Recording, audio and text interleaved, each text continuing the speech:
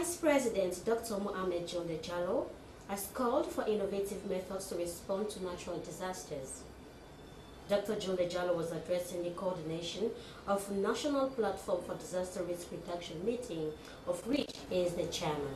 Thomas Neal reports. The National Platform for Disaster Risk Reduction is considered as the highest national forum for policymakers, disaster managers, non-governmental organizations, UN specialized agencies, academics, and community people. Vice President Dr. Mohamed Jallo thanked partners for their support to government during previous disasters in the country. Dr. Jallo explained the need to develop a robust public relations systems and vulnerability assessment methods to support disaster response work. He also used the opportunity to develop a new path for the work of the platform in the coming months and years, and called for the identification of concrete steps that the platform should focus on in 2019. The Vice President called for the establishment of a national disaster fund to enable government as well as partners to provide timely response whenever disasters occur. We are going to put together a concept on how we want to move forward and what we critically want to achieve. We might just limit ourselves to 3 or 4 things, but then we are sure that we are going to put the resources, technical, human resources together to achieve those things. But in the meantime, if you have any ideas you think you want to send through in relation to some of the issues we have raised here, because we are going to talk about coordination, we are going to talk about stock, we are going to talk about decentralization, how do we want to decentralize it, and then also we are going to talk about how to deepen the response thing. And then when we come back here, we're going to give you a clear timeline about the establishment of the agency and then the policy. I'm going to give you a clear timeline, and then I'm going to also signal to Cabinet that we need that fund. Director of Disaster Management, Office of National Security, John Rogers, gave a presentation on national efforts towards addressing risks, hazards, and vulnerabilities. Mr. Rogers outlined some of the roles and responsibilities of the platform, which include providing an enabling environment for building a culture of prevention, facilitate dialogue and partnership with the international community to integrate disaster risk reduction into development policies. He said some of the challenges to disaster reduction management at country level include the slow pace in the development of draft legislation for new disaster management agency and enforcement of regulations, among others. Members of the platform were pleased with government's timely intervention on disasters-related issues and promised to support the platform for the good of the country.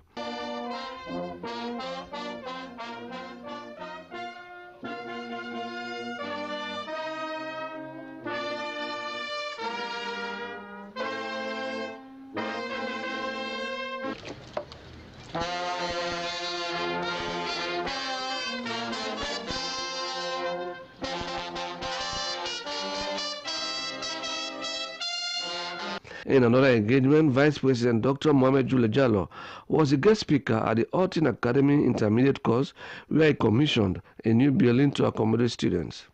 The intermediate staff course was designed to prepare the Republic of Sierra Leone Armed Forces and personnel from other security agencies for middle-level command, staff, and management roles. The course had 2 phases. The first phase was open to officers from all security agencies and was run for 7 weeks. The second was purely for ARC staff and allied military officers from the Gambia, Ghana, Liberia, Guinea, Mali, and Nigeria. Vice President Dr. Mohamed Jallo noted that the training signified the strategic importance of building alliances, which is vital both in peace and war times. He said the course came at a time when government is rethinking and repositioning the strategic role of the army under the new direction.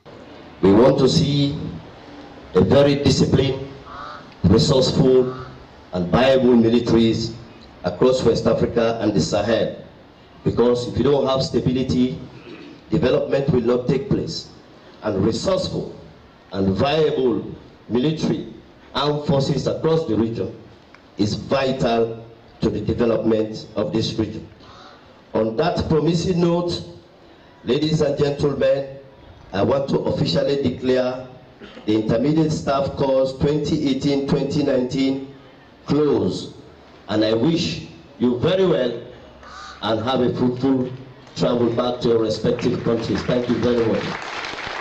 The Director of Studies, Orton Academy, Lieutenant Colonel Martin Travers, said he was impressed with the performance of the graduates and recognized the contribution of students from the Gambia, Liberia, Guinea, and Niger. The group instructor, Group Captain Philip Shanks, said the Academy operates a strong partnership with the Republic of Sierra Leone Armed Forces and the United Kingdom-funded International Security Advisory Training Team, ISAT. These officers are now part of the legacy of Unified Action Partners of ECOWAS. For News Hour in Freetown, Thomas Neal reporting. A High Court order has restrained the All Political Parties Association from holding its Delegates Conference and Executive Election 2019. The order came when the Commission had just begun its deliberations. Joseph Toure reports.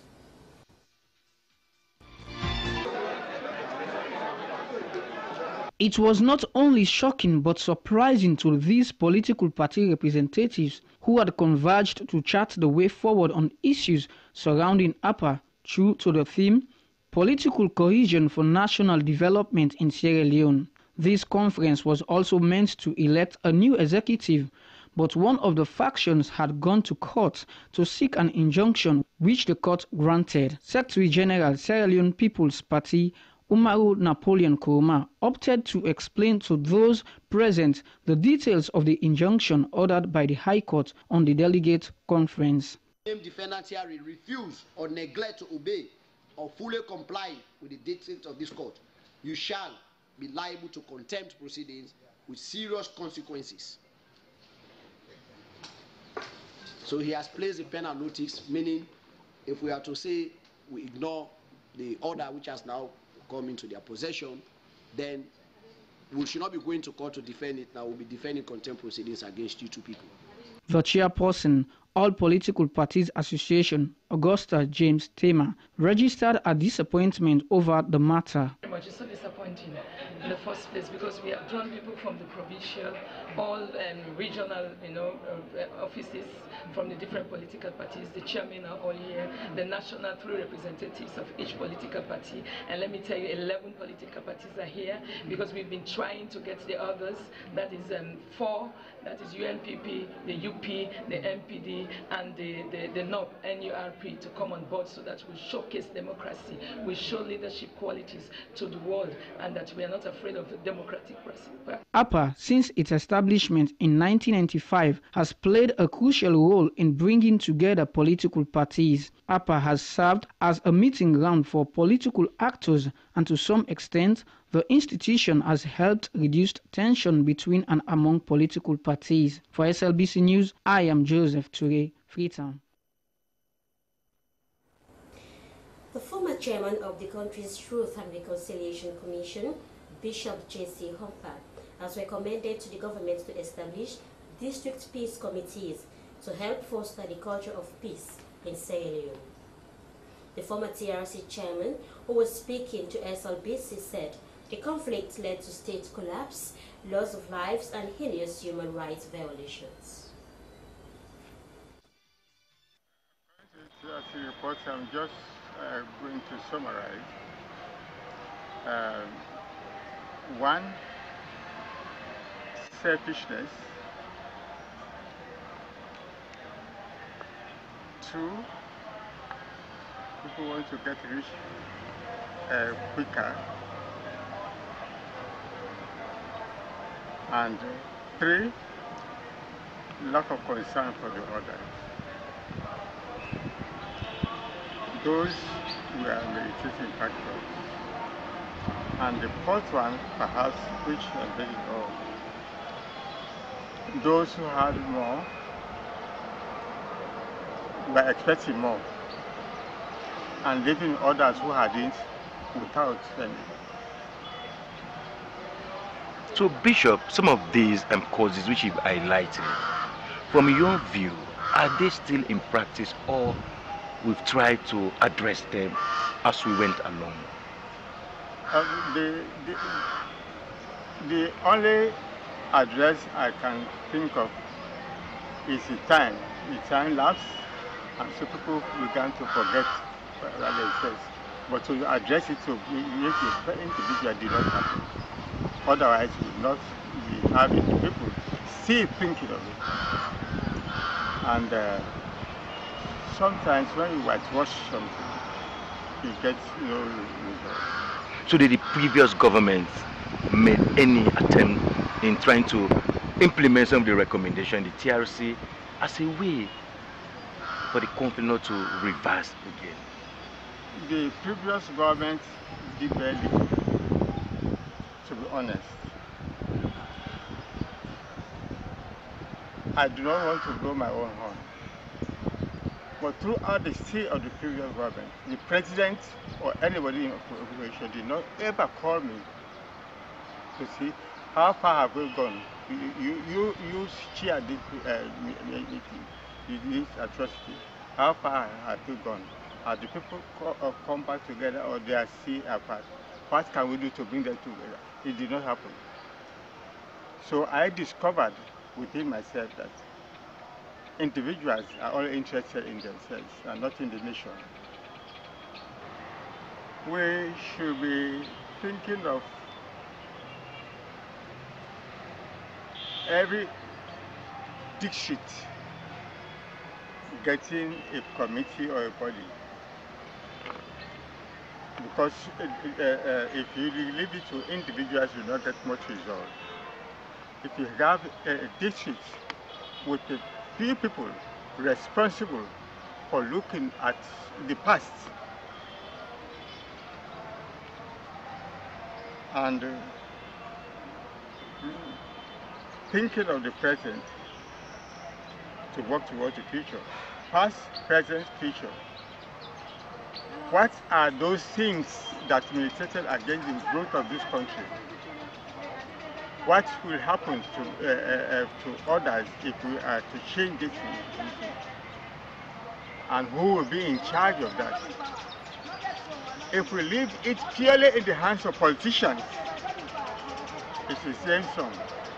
Because each politician will come with whitewash, bringing switch words. So you are emphasizing the need for us to have, or to be preaching the culture of peace. To be preaching culture of peace.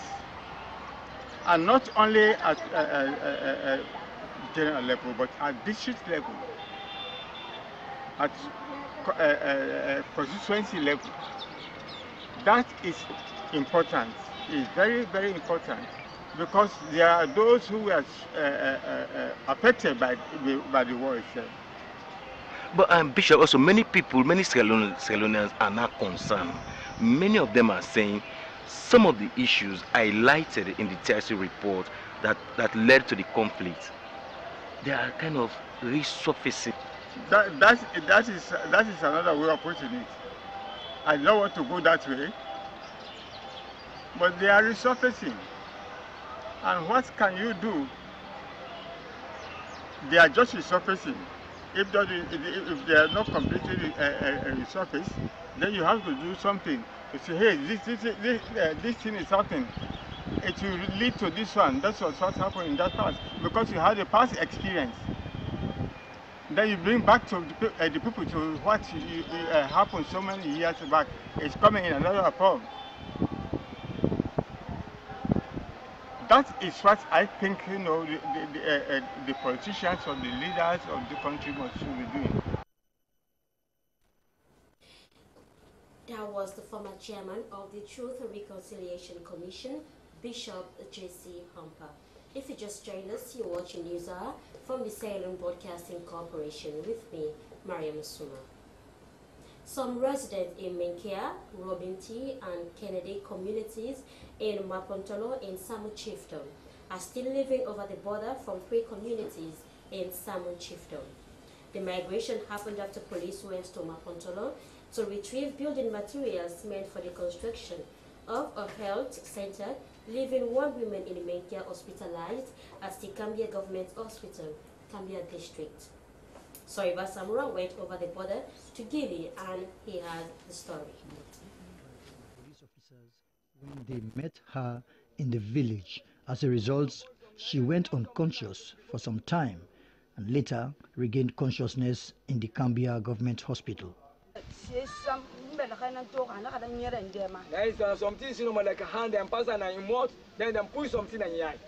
I realized the police officer passed his hand across my face and put something into my eyes and did not see anything further.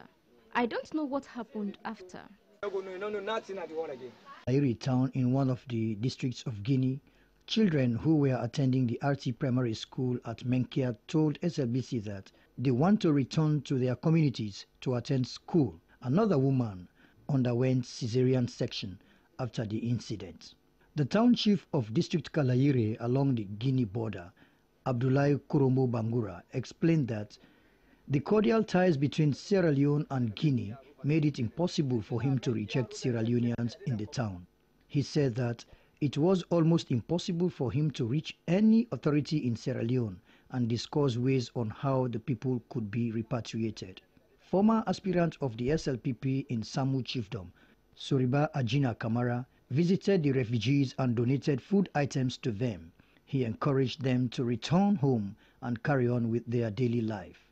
He, however, told SABC that the government must show concern to its people by making frantic efforts to have them return to their different communities. The Office of National Security Coordinator of Cambia District, Mustafa Boni, says he was stunned to hear that the people have not returned.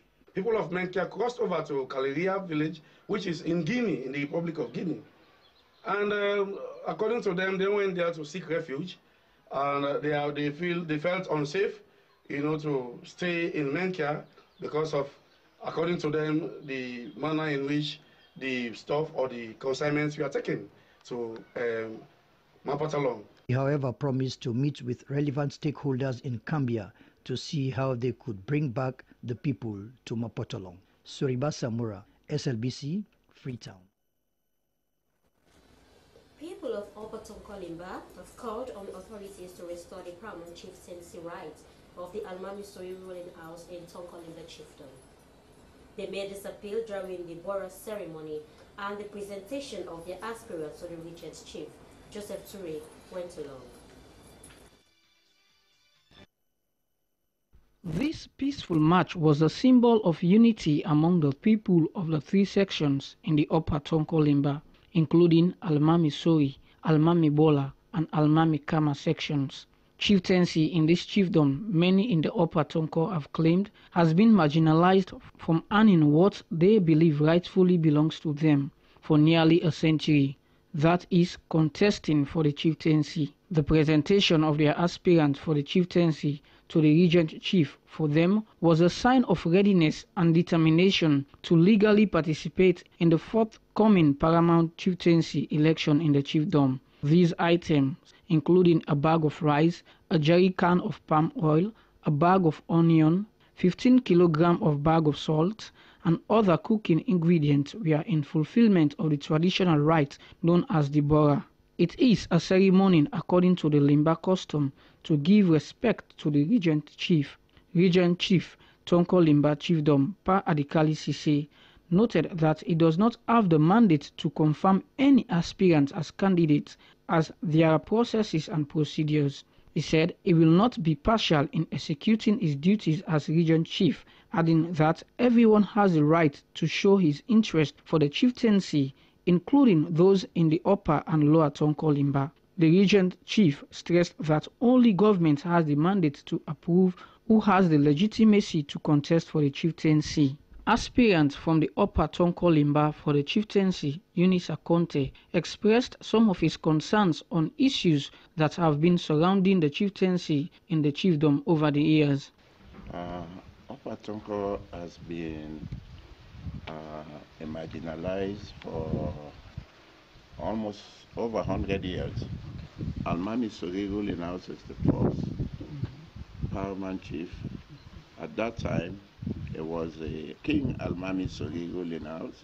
Since then, we have other ruling house which just came up, which they all came from the same Almami Sori ruling house. Through intermarriage, these people, they fail to recognize me.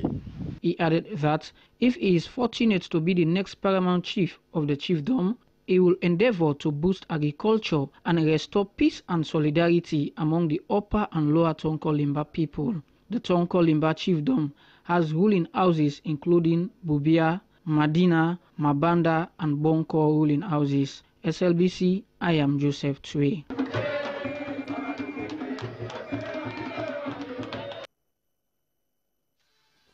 Two people in two separate matters have appeared before Magistrate Samuel Tumba Kuruma of the Mabuka Magistrate Court.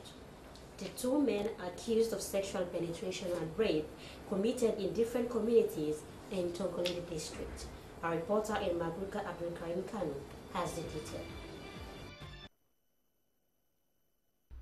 Magistrate Samuel Tomba Koroma remanded 28-year-old Abdul Conte of Makong village in the Konike Bar in the Chiefdom, Tonkolili district on 3 count charges of sexual offences contrary to the 2012 Sexual Offences Act of Sierra Leone. The accused Abdul Conte is being prosecuted for count 1, meeting a child for sexual purpose contrary to section 23 subsection 1a, count 2, sexual touching of a child contrary to section 20 subsection 1a, and count 3, sexual harassment contrary to section 13 subsection 1a, all of the 2012 Sexual Offences Act. According to the particulars of offence, the accused Abdul Conte on Monday 11th March 2019 at Makong village in the Konike Bar in Chiefdom, Tonkolili district allegedly met, sexually touched and harassed a girl below the age of 18, to wit 10 years. The matter was, however, adjourned to the 25th March 2019 and is being prosecuted by Superintendent Conte.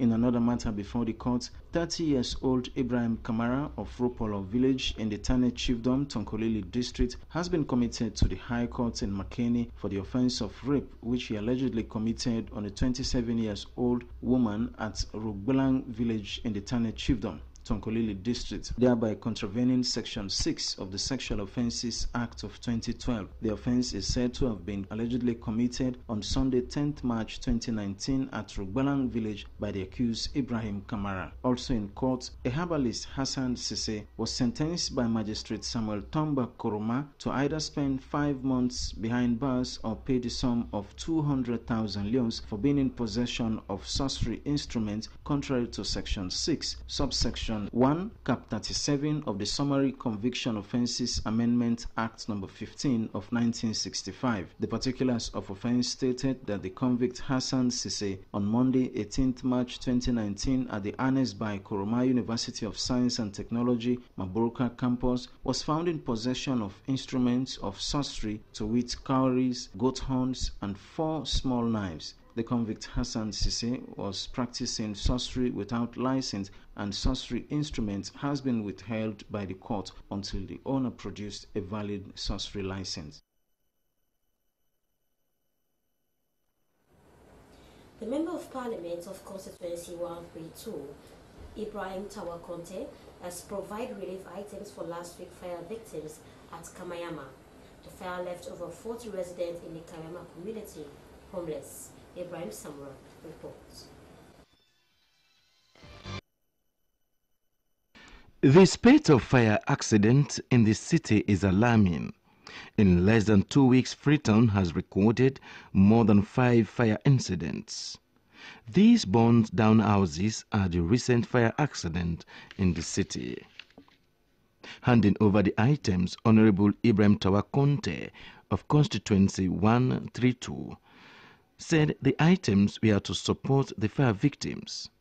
Since Monday to date, I've been working with them. I've been trying to relocate them, because in incidents of this nature, the first thing you do is to bring them back to the realization that it would not remedy their situation. It has happened, and psychologically, you have to ensure that they are back to normalcy, because I'm giving them clothing, I'm giving them food items, and today I've brought sticks, cement, zinc, nails, to ensure that they integrate themselves back to the community so that they can have shelter over their heads. The fire victim told SLBC that they lost all their possessions. They lauded Honorable Ibrahim Tawakonte for his swift intervention. Section Chief Kamayama Community Pa Kibikonte and landlord Musa Tarawali appreciated Honorable Ibrahim Tawakonte for coming to the aid of the victims upon a short notice. They said before the arrival of the fire force, the entire structure had burnt down.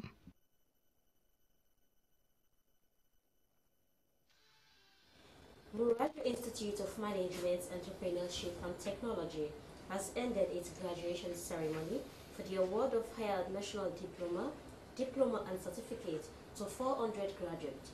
The ceremony was held at the Institute campus in Locust, KC. Esther Marisama reports.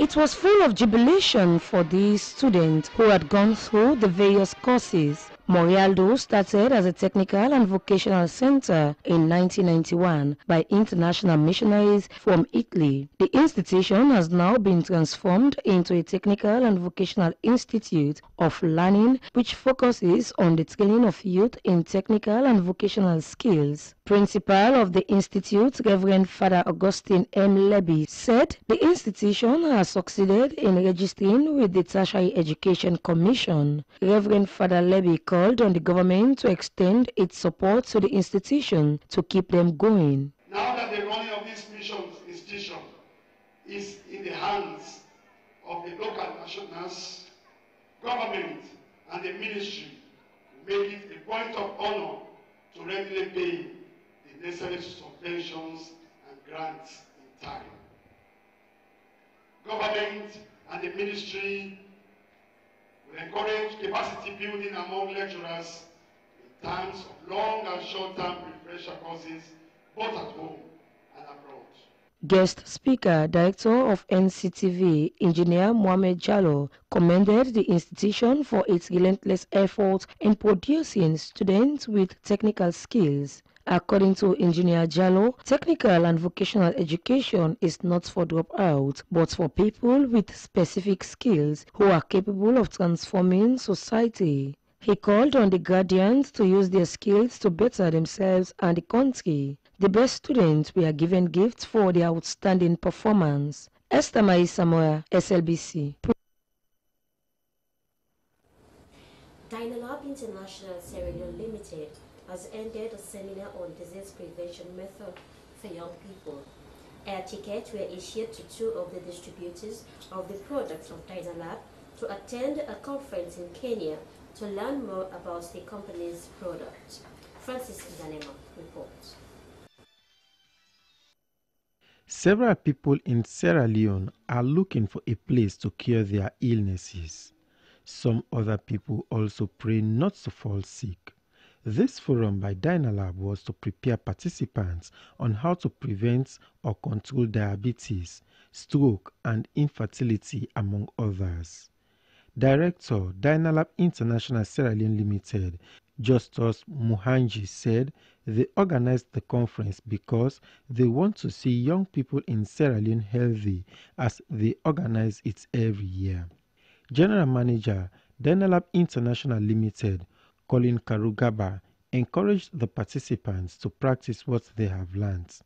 The participants confessed that they had learned new things and promised to always reach Dynalab if they face health challenges. SLBC News, Francis Ndanema reporting. The people of Bure Town community have called on the government to boost tourism at Bure Beach as the town is known for its touristic attraction. According to the headman of Bure Town, Prince Williams, if their town is supported, it can be a good example of a success story in tourism in the country. Aruna Patrick Camara reports.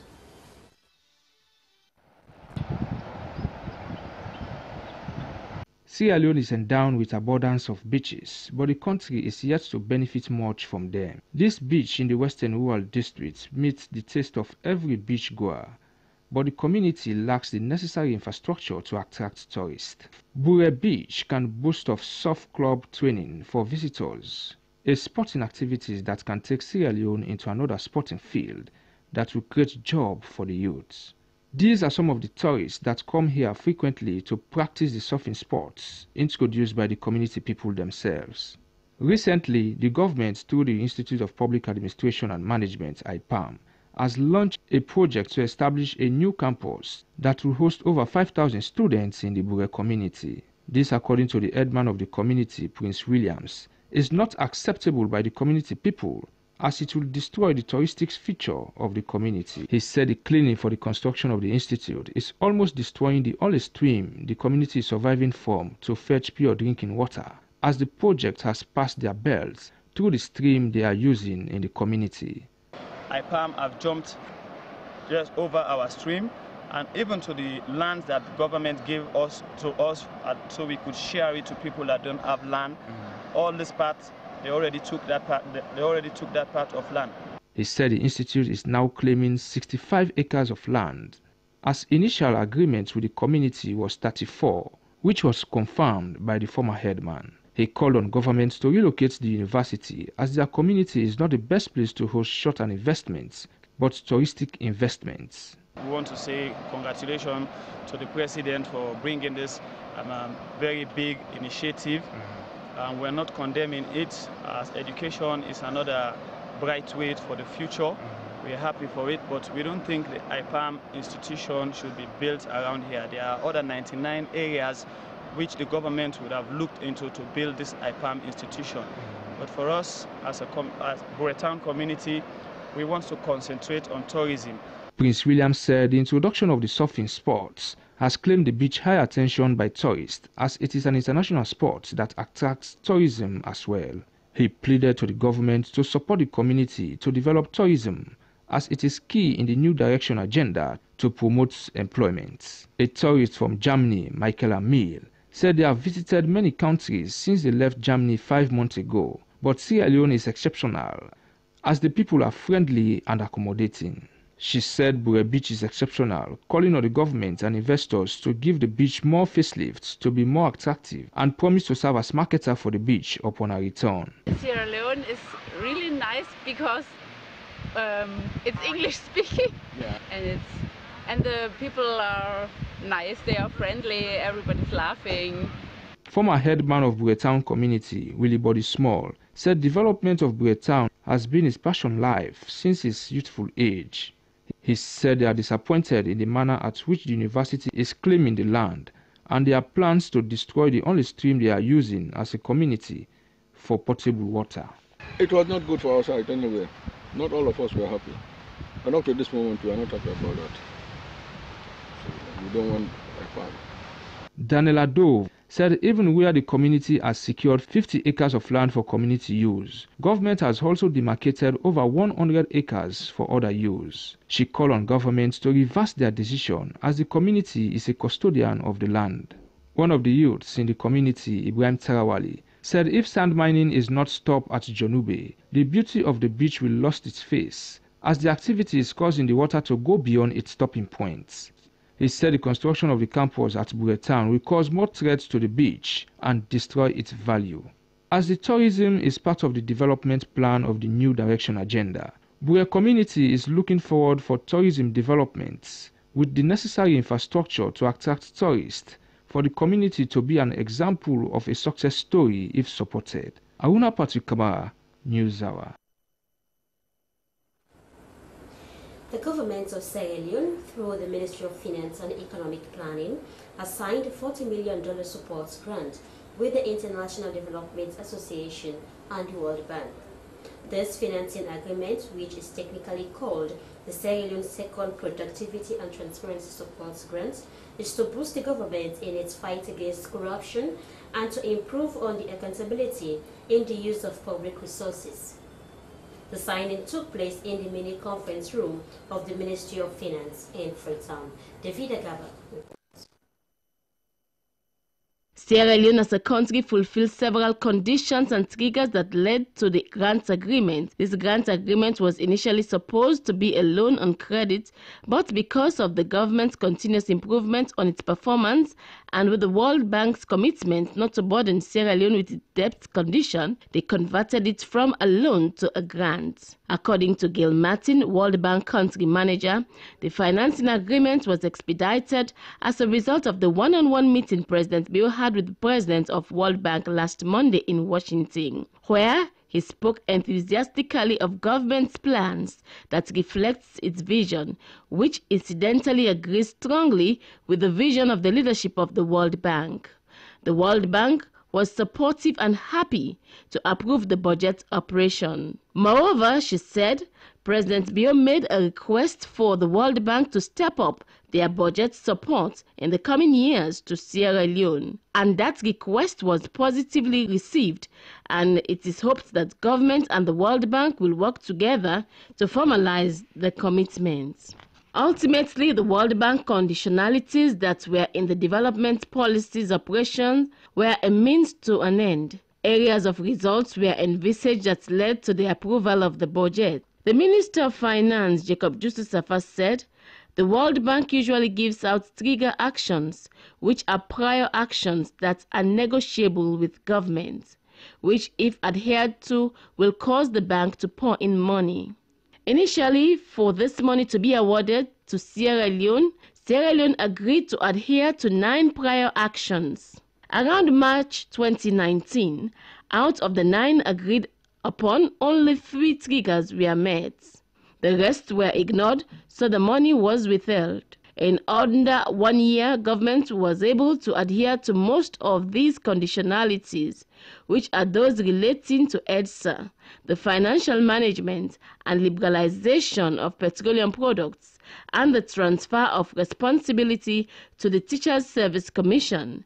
The Extractive Industry Bill was passed into law, and Asset Disclosure Regulation, among others, were adhered to.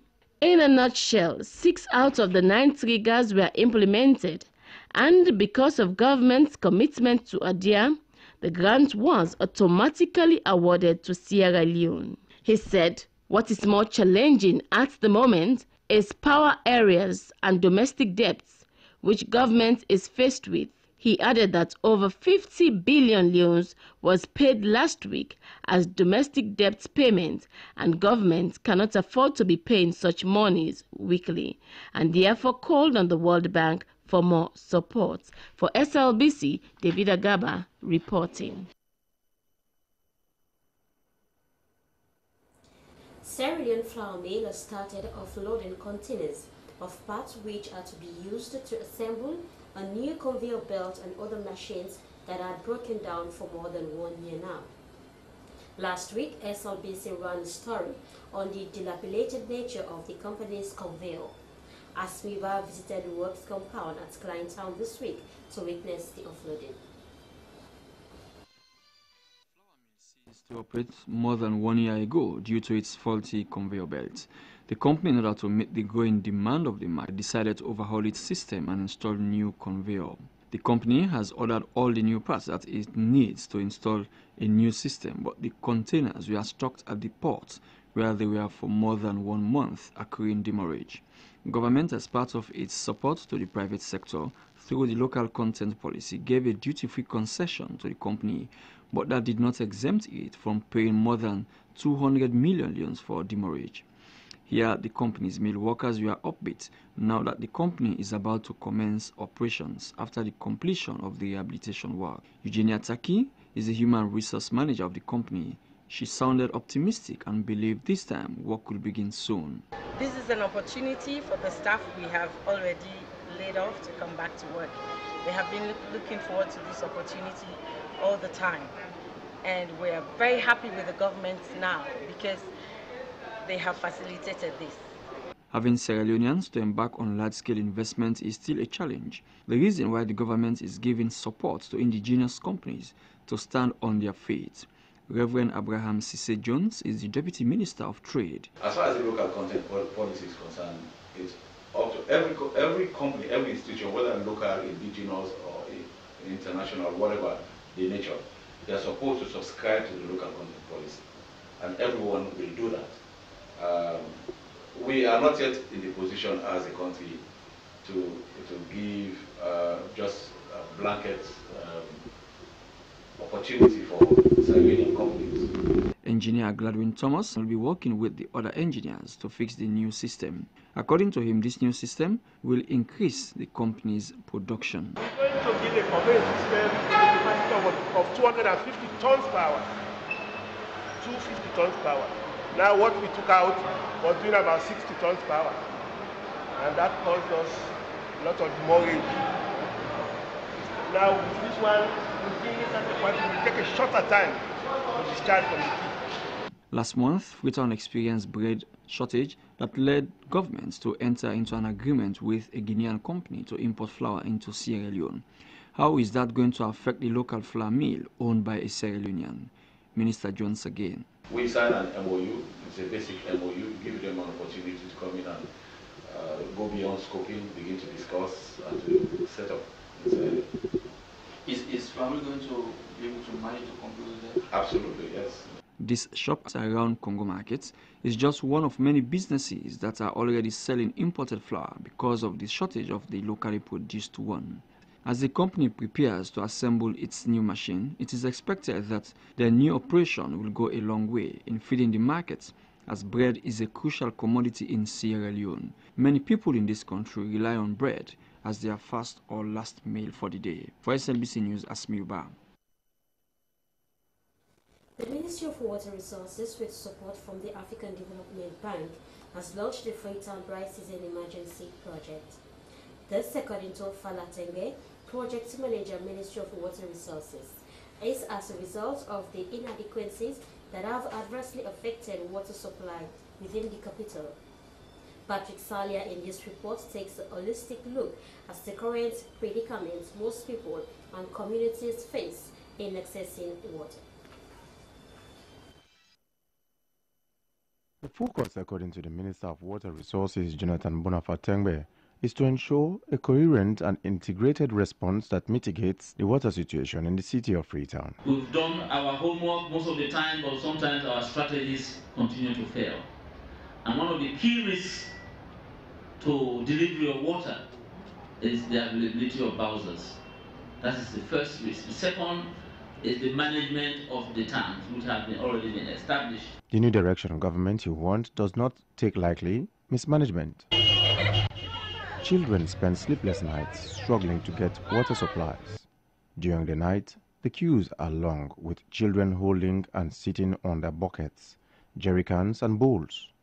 The situation reflects back on the Charles Darwin's theory of only the strong survives. By this process, some children end up not getting a bucket of water before the hour of no water sets in. Aisatu Sadiatu Kagbo resides on the upper part of Beckham Lane off Kisi Road and joins many of her peers, including some elderly people, to fetch water at Taco Cinema area, down the same road, several yards away from her house. I met the teenager in a queue by 12 midnight on a weekday and had the tendency to affect her school attendance the following morning. We have come down here from Upper Beckham Lane because we do not have any tap except here at Staco. So we are pleading to the government to help us with water. Sylvanus Johnson is about 60 years now and was born at Kisi, east of the city. With his experience so far, he told me no matter which government comes to power, the situation will remain the same. We are small at the high school, for all them born in Kisi, we get them up in Kisi.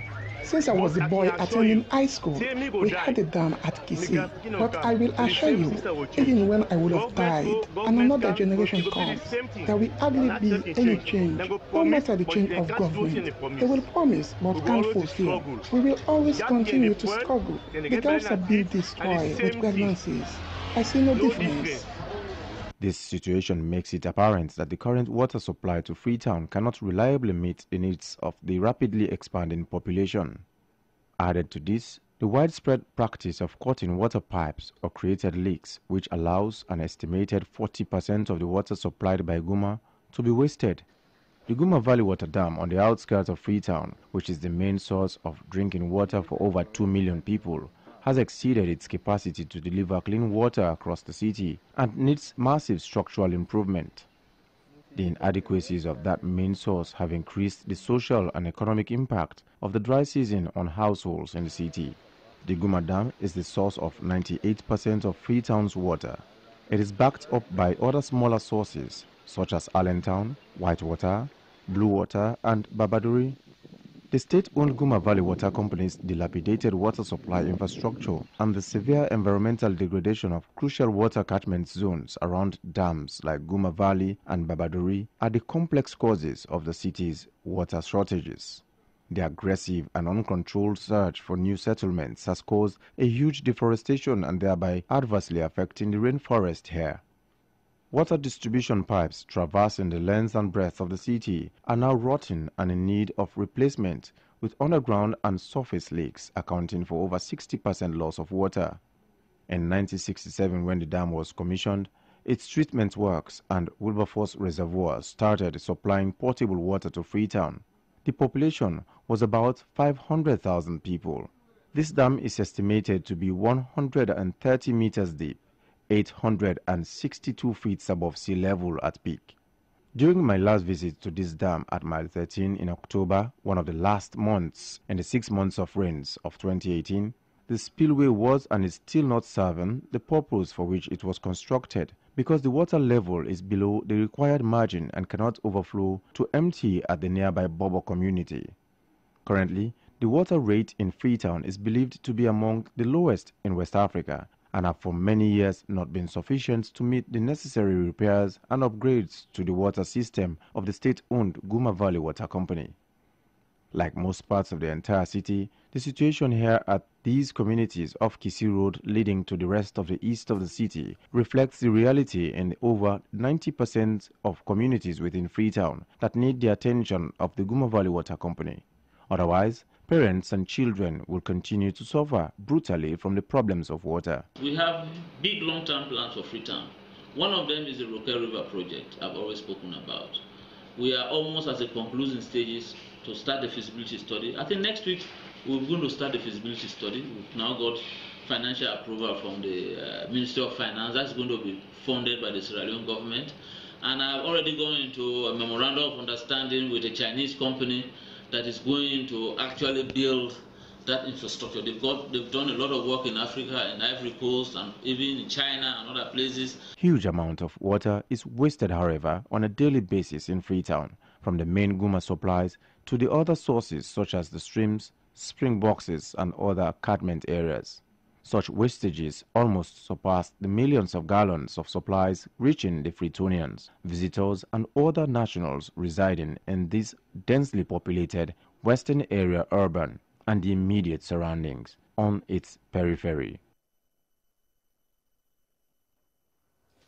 The Minister of Agriculture, Joseph Danema, has opened the stakeholders conference on working towards zero deforestation and sustainable oil palm production in Sierra Leone in Bo City. The forum, which is being organized by the African Oil Palm Initiative, is to raise awareness on the zero deforestation drive in palm oil sector. The forum was held in Bo. Daphne Kimamakolo reports.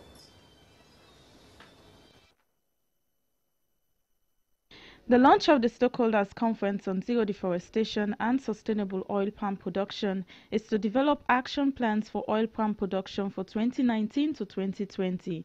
This forum will provide status reports on the African Oil Palm Initiative platform in Sierra Leone.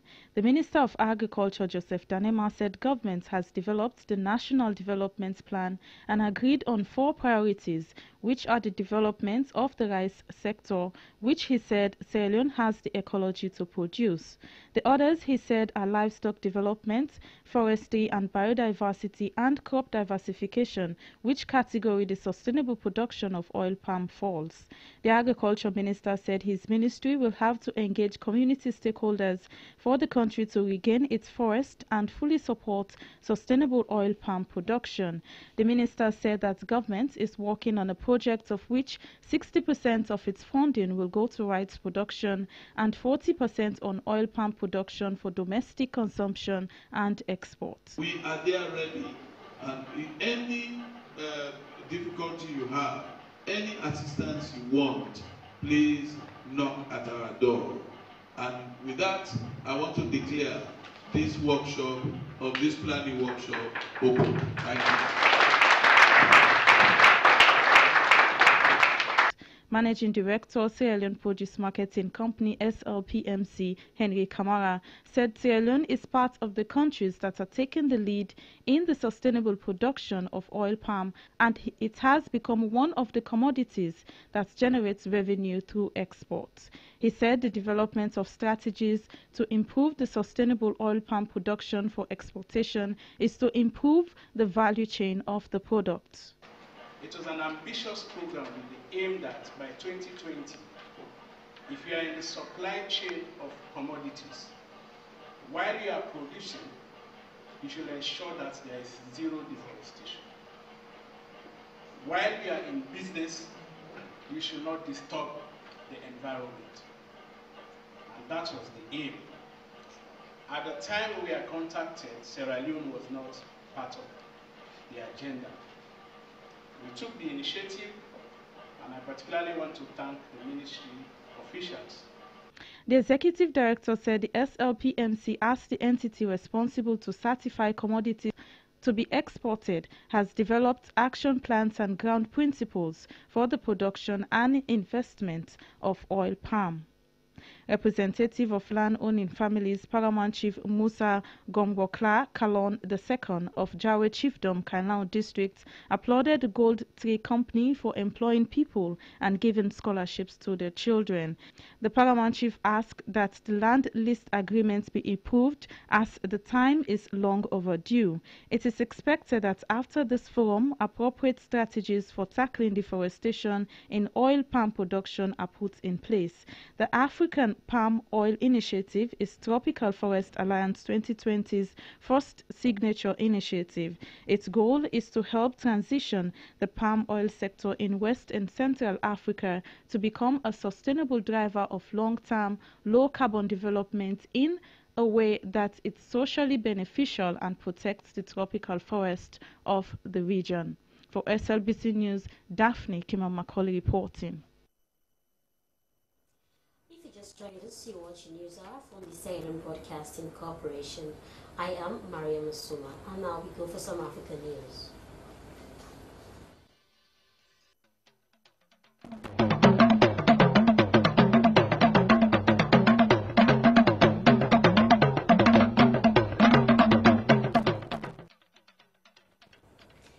A science teacher from rural Kenya will give away most of his salary to support poorer pupils, has won $1 million prize, €760,000 for the world's best teacher. Peter Tachibichi, a member of the Franciscan Religious Order, won the 2019 Global Teacher Prize. Brother Peter has been praised for his achievement in a deprived school with crowded classes and few textbooks. He wants people to see science is the way to go for their futures. The award, announced in a ceremony in Dubai, recognizes the exceptional teacher's commitment to pupils in a remote part of Kenya's Rift Valley. He gives away 80% of his pay to support pupils at Sikeriko Mixed Day Secondary School in Pwani Village, Nakuru, who otherwise could not afford uniforms or books. The UN says 1.7 million people in Mozambique lived in the path of the cyclone, with a further 920 people affected in Malawi and many thousands more in Zimbabwe. Cyclone Idai, which struck the coastline of Mozambique on the 14th March, has caused devastation and heavy loss of life. The low-lying coastal areas of central Mozambique are highly vulnerable to natural disasters, but the budget for preparing and responding to them is very small. Last year, the government received support from international donors for a disaster fund of $18.3 million, €13.9 million for 2018 and 2019. Several thousand Moroccan teachers are staging a protest in the capital Rabat, hours after police dispersed an early demonstration. They are demanding permanent contracts, better working conditions, as well as protesting against the rising cost of living. Earlier, police in riot gear used water cannon to end an overnight sit in outside Parliament by 15,000 teachers. Protesters have turned down government's proposals to end the dispute. The teachers on temporary contract, who are mostly in their 20s and 30s, have been staging regular strikes over recent weeks. 2 weeks ago, the stage sits in at regional academies in different cities. They earn the same wages as their colleagues on permanent contracts, about 5,000 dirhams, €400 a month, but are demanding full benefit and pension rights. Well, that's all for African news and the Newshour this morning. And we now go over to entertainment. In Sierra Leone, the entertainment industry is full of talented and trained artists. Fatmata Lilian Kamara is one of those talented Sierra Leonean artists, as she came into the music industry with no formal training. Recently, she signed a 3-year contract with BTE musical label. Lilian has released various singles and has decided to release a first music video titled Life Noto Agidi, a song motivating youth to be hardworking. Our entertainment producer Mohamed Kinmilan Bangura has more on the story.